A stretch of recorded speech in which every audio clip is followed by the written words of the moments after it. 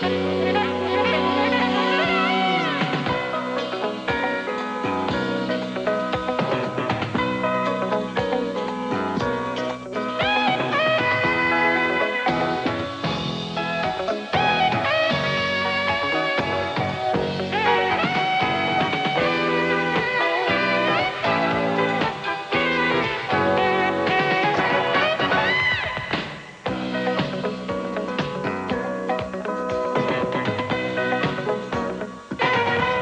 a bank for? What did West die for? What did I shoot somebody for? Deborah Winger is an FBI agent who gets in over her head when she goes undercover on a case and falls for Tom Berenger in the new thriller named Betrayed.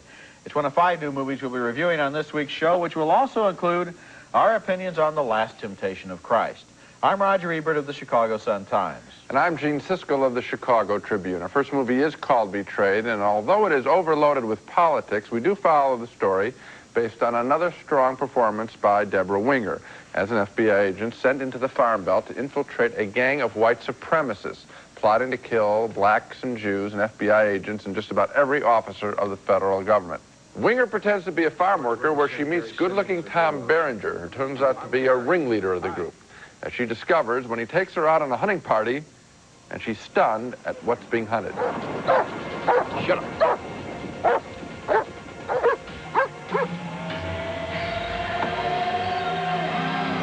Jordy. Before the hunt, Winger had fallen for Berenger, a widower and a Vietnam vet, but she is repulsed now, and sneaking away from town, Winger meets her FBI superiors and tells them she wants off the case.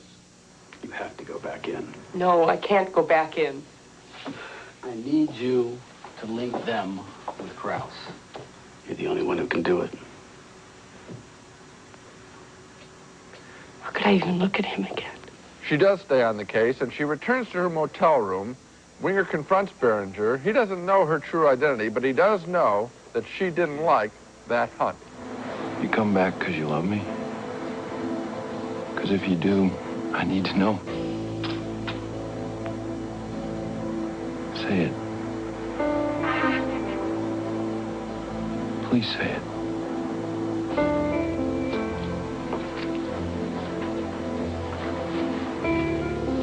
I love you. She's very good in that scene, showing her repulsion at having to be with this man physically, who she thinks is now scum, but she also is dismayed that, as an FBI and a professional, that she couldn't read it.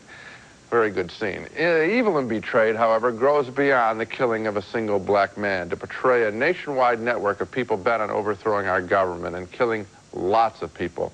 Such groups do exist, but Director Konstantin Kontsagavras, I think, just gets carried away with the portrayal here. The film, I think, is at its best when the drama is small and violent and personal between Winger and Berenger.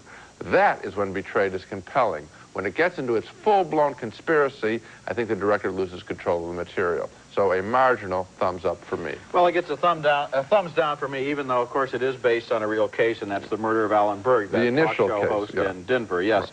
So we know that groups like this exist. And one of the most fascinating things for me in the movie was the complicated way in which it shows why Tom Berenger psychologically needs a group like this and why he can be a nice guy and attract her and fall in love with her and nevertheless be a murderer. But there were 2 things I didn't like about the movie. The first one was that hunt scene that you showed. That was a vile, racist scene. It was much too strong to belong in a movie like this, which is basically just a Hollywood entertainment. It made me very, very uncomfortable to watch. And I know, but it made me uncomfortable in the wrong way. That kind of thing should not be included as entertainment. It just doesn't qualify. I don't think it's entertainment, Ron. I think that scene was very effective then for you, because I'm sure it's supposed to disturb you. Who wouldn't it? What else is its intent but to disturb you? Well, I mean, if this were some kind of a really serious movie that was making an indictment of our system, then it could be in there. But it's not. It's a Hollywood star picture, let's face it. I don't think so. And the tip-off to that is the fact that the plot is so shamelessly manipulated, especially with that ludicrous FBI agent played by John Hurt, who was always turning up at the wrong place at the wrong time, saying the wrong thing and doing his best to get her discovered so that she can be in danger so that we can be excited. That manipulation plus the scene of the black man being hunted, for me, it's a turn off, a thumbs down. Well, you can have legitimate questions about the John Hurt character, but the other scene you're reading completely wrong. That's the whole intent of the movie. Winger's performance you didn't even mention. I think she's I'll mention it. It's a great performance. Okay. I loved her performance, but to me, I mean, great performances can happen in movies that are unworthy of them, and this is a case of that. No, it isn't. Next movie, and our next movie is named Stealing Home, but this is a movie that probably couldn't even steal second. It's one of the sappiest, most pathetic movies of the year, and it doesn't even seem to know that most of its most sincere moments are simply recycled and corny cliches out of other movies. The film is about a has-been baseball player who was inspired as a young man by a slightly older girl who kind of symbolized freedom and spirit to him. Now, she's played by Jodie Foster, and here is a flashback where the young hero remembers what a great character she used to be. Bo diddly, have you heard? Oh, no! Hey! My word, baby, she was murdered. Come on! You don't even say anything. You don't say anything. What do we do? Wait! In another flashback, the kid, now a teenager, and his best friend have an argument about who's getting to first base with whose prom date. You had sex with my prom date. Albie, God. Albie, I didn't. I'll talk to her tonight. Now it's many years later, and the two old friends meet again. I'm an upstanding member of this community. I've got kids, Bill. I cannot afford to go to jail. Appleby, just do it. Okay.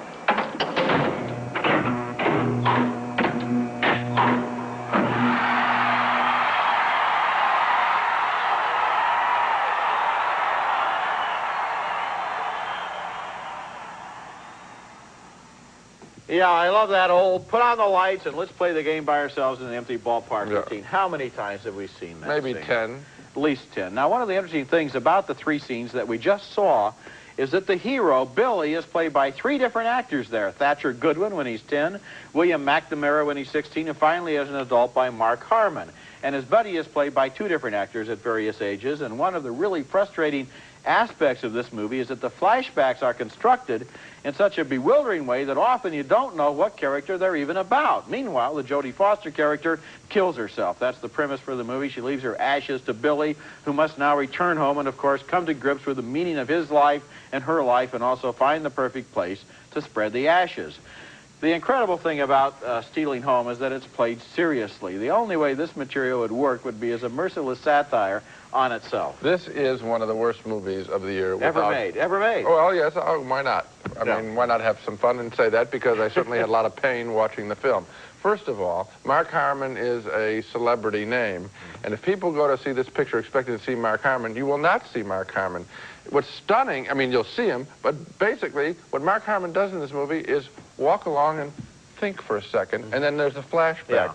I mean, this guy put in just a couple of weeks' work at the most, and is going to be top billed top billed in this picture, and that's a fraudulent thing. The second thing is the whole business about where to put the ashes. I mean, come on, that's cornball material too. Didn't you know the moment that, I mean, obviously he has to put the ashes at the point where he had this wonderful scene with Jodie Foster. Oh my God, that's right. That's rough. But now I ask myself this question. Why did she commit suicide? This wonderful woman who gave him this sense of life and this sense of adventure, and it was his guide when he was younger. Why did she commit suicide? You know what answer I came up with? He was a bore. No, he was a bore. That would be one answer. But he hasn't seen her in 10 years. So now I came up with another answer. She committed suicide so that there would be ashes. So then he would have to figure out where to put them. I mean, the movie never gives her, even though she's this legend in his life, never gives her the credit of even telling us why she wanted to kill herself. No, she had to kill herself so there could be a movie being made. That's right. Coming up next, our reaction to the most controversial film in years, Martin Scorsese's The Last Temptation of Christ. God's world is big enough for everybody. Nazarene, that's against the law. Our next film is the controversial The Last Temptation of Christ. And I almost want to say to everybody, you've heard the protest, now see the movie. Because it is quite extraordinary. A film that truly generated a religious experience within me, portraying a more human Jesus, one who trembles at God's calling, and yet manages, to his own amazement, at times, to spread the message of love, as in this scene where he speaks up for the right of the prostitute Mary Magdalene to attend a wedding. You don't belong at a wedding. We're here to celebrate purity. I'm sorry, but these people are my guests. Please. Let me explain something to you. What do you think heaven's like? It's like a wedding. God's the bridegroom, and man's spirit's the bride. The wedding takes place in heaven, and everyone's invited. God's world is big enough for everybody. Nazarene, that's against the law. Then the law is against my heart. That's Willem Dafoe, the good sergeant from Platoon. Quite effective as Jesus, a difficult role to play, to say the least. Here he is, railing against the money changers, soiling the spirit of the temple.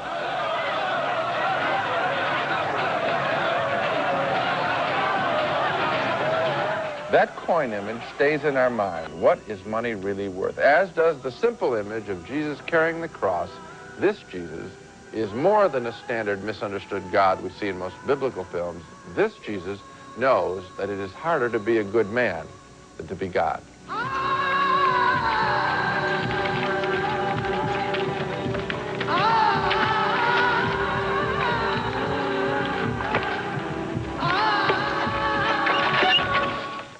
The Last Temptation of Christ was masterfully directed by Martin Scorsese from Paul Schrader's script of the equally controversial novel by Nikos Kazantzakis, who came up with the idea of accenting the human, doubting quality of Jesus. The effect, at least on me, was not to trash Jesus, but rather to make his message more accessible.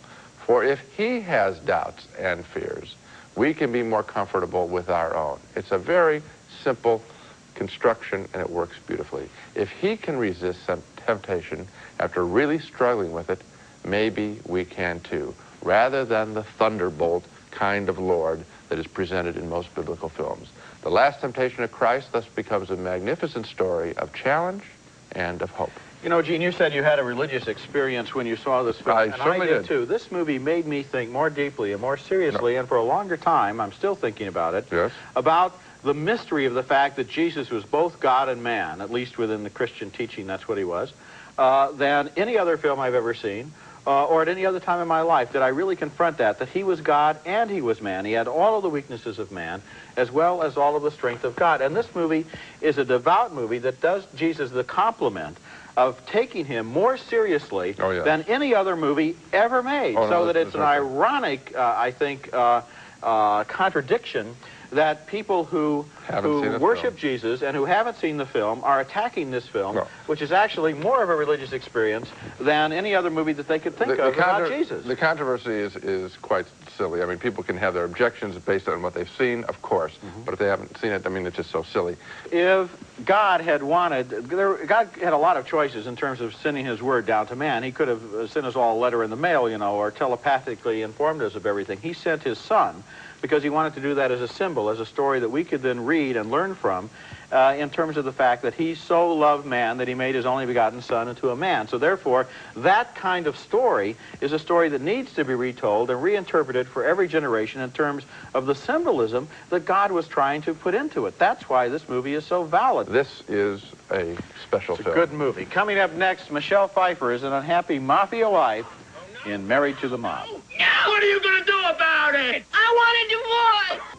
Our next movie is named Married to the Mob, and this is the new comedy by Jonathan Demme, whose recent movies have included the strange and entertaining Something Wild and the offbeat one-man monologue Swimming to Cambodia. This time he tells the story of a mafia wife, played by Michelle Pfeiffer, whose husband is a hitman for the mob. Now, there are times when she gets tired of their mafia lifestyle. I want a normal life. I'm sick and tired of the gambling, the guns, bailing you out of jail, never knowing when you're going to come home, if you're going to come home. Look at this place. Everything we wear, everything we eat, everything we own fell off a truck. That's Alec Baldwin as Pfeiffer's husband, Frank, who is nicknamed the Cucumber for a variety of reasons. The movie also has some fun with the personal style of the mob boss, played by Dean Stockwell.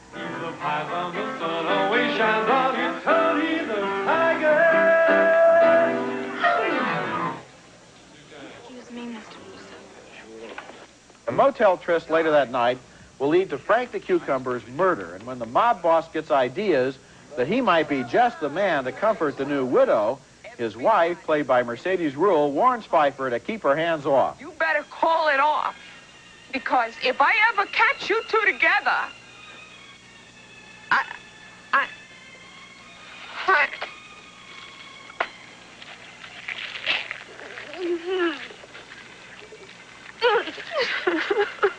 And Mercedes Ruehl is terrific in this film. Meanwhile, one of the FBI guys following Pfeiffer begins to fall for her, and he is played by Matthew Modine. Oh, God, don't stop. That feels great. Can't remember the last time a man touched me below the waist. Huh?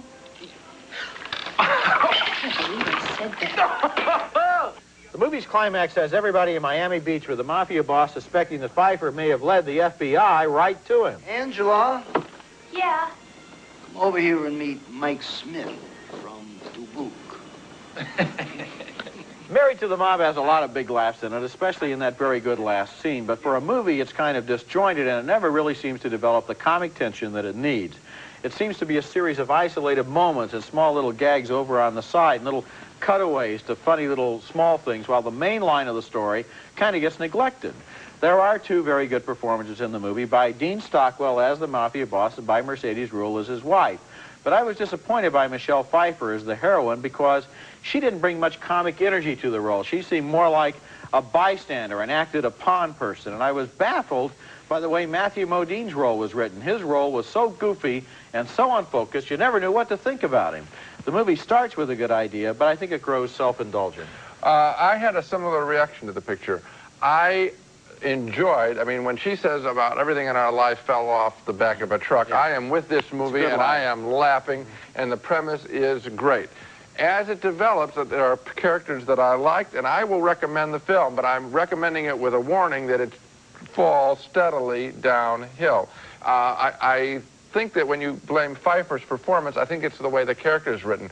I think the film just spins off into including too many elements. I don't know what happens there. I think it could have stayed tighter with her and the mafia boss. I just think that there's too many things that he's trying to throw in this picture. Well, it seems to me that, in a way, her character, then if it is her character, not her performance, is too passive. She doesn't really like being married to the mob. She doesn't like the fact that the mob boss is chasing her. But she isn't kind of a gutsy person who really wants to take control of things. She allows everyone to sweep her along. She should have been, here she's been living in a tough life, and she's going to be tough enough to break out of the tough life, then she should be tough enough to have the movie be about her character and how she fends and because succeeds. in a way, the mob boss's wife, Mercedes Ruehl, is the person who, if they'd taken that strength of character and put it in the central role, would have been a different movie. Coming up next, Hero and the Terror, with Chuck Norris as the hero chasing a multiple murderer known as Terror.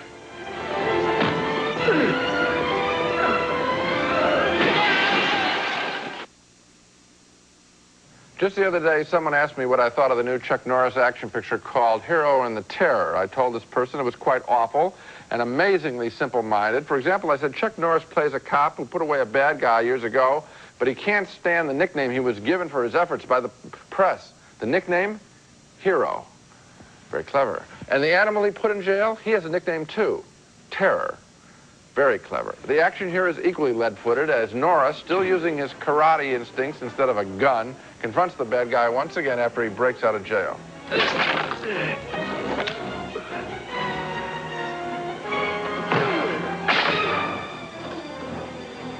While their battle goes on, the script tries to humanize Norris's character by giving him a pregnant girlfriend who is stronger at times than he is. What's the patient's name, please? O'Brien. Kennedy. Yes, I have your patient here, Mrs. Kennedy. Breathe. Yes, she's in active labor now. Breathe. Thank you. Breathe. She's on her way, sir. Okay. Breathe. Breathe. Daddy! Hero and the Terror is the most predictable film I've seen in quite some time. You will guess every shot, from the breakout to the women in jeopardy to that fainting. What you may not be able to do, however, is stop laughing at those two nicknames. I couldn't stop laughing at them.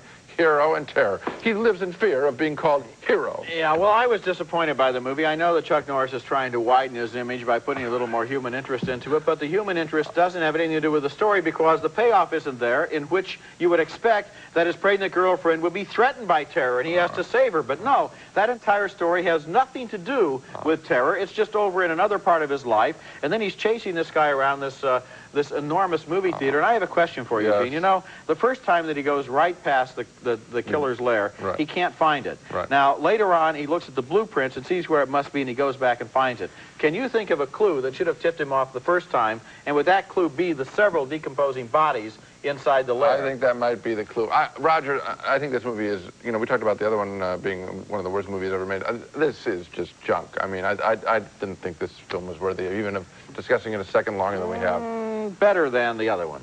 Not one we of the can't worst. even think of the name of the other one. It's so bad. I can think of it. I'm just not going to tell you. Okay. It's one of the worst. It's better than one of the worst movies ever made. Now let's recap the reviews, the movies that we reviewed on this program. We had a split decision on the thriller Betrayed. We liked the performances, but I have big objections to a couple of scenes. 1 thumb up, 1 down. 2 thumbs down for one of the worst movies ever made. Now, I'll admit it, I did just think of the name. It's Stealing Home. 2 thumbs up for The Last Temptation of Christ by Martin Scorsese, a movie that made us both think long and seriously about God and man. A split decision on Married to the Mob. We both liked the idea, but I felt the plot was all over the map. And finally, 2 thumbs down for Hero and the Terror with Chuck Norris as a romantic lead in a stupid plot. So obviously, The Last Temptation of Christ, which is now opening more broadly around the country, is a movie that I think people would think about and talk about after they saw it. Absolutely, and I liked parts of Deborah Winger performance in Betrayed, and I think that's enough to recommend that film. That's it for this week. Next time we'll be back with reviews of more big summer movies, including Richard Dreyfuss as an actor pretending to be a dictator in the comedy Moon Over Parador. You're a funny guy.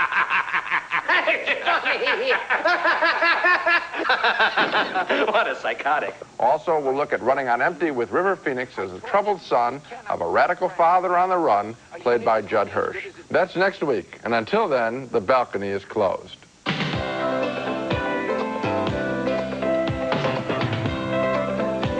Nestle Crunch. It's creamy milk chocolate and crispy crunchies. Chocolate is scrumptious when it crunches. That's why you'll love Nestle Crunch.